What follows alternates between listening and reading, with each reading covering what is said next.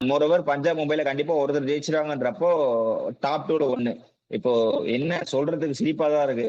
இப்ப ஆர்சிபி வந்து CSK depend பண்ணி தான் இருக்கணும். ஏன்னா நம்ம ஜெயிச்சாதான் ஜிடிய இன்னொரு காம்படிஷனே போயிடும். இப்ப ஜிடியை வந்து ஜிடி ஜெயிச்சிட்டாங்க, பஞ்சாப் மும்பைல பஞ்சாப் ஜெயிச்சிட்டாங்கன்னா ஆர்சிபி ஜெயிச்சுமே யூஸ்வல் அது மாதிரி ஆயிடும். சோ மும்பை ஜெயிச்சிட்டாலும் சரி, பஞ்சாப் மும்பைல உனக்கு ஒரு ரிசல்ட் வந்துடும். சோ ஜெயிக்கிறவங்க டாப் 2ல ஒரு பிளேஸ் போயிடுவாங்க.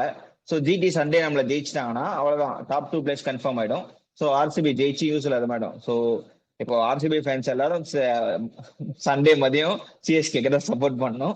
அப்பதான் வந்து ஜிடி ஆர்சிபி வந்து தேர்ட் ஃபோர்த் வர மாதிரி. ஜிடி ஜெயிச்சிரும் ஆனா இல்ல, கன்ஃபார்ம் அன்னைக்கு. நமக்கே தெரியும்டா, நமக்கே தெரியும் சிஎஸ்கே எல்லாம் ஜெயிக்க வாய்ப்பே கிடையாது.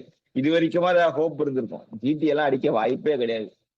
அதான் தப்பி தவறி ஏதாவது மேஜிக் நடந்து ஜிடி நம்ம ஜெயிச்சுட்டா ஆர்சிபிக்கு அது நல்லது பண்ற மாதிரி இருக்கும். சோ அப்படி நடந்தாலும் ஓகே, நல்லதுதான்.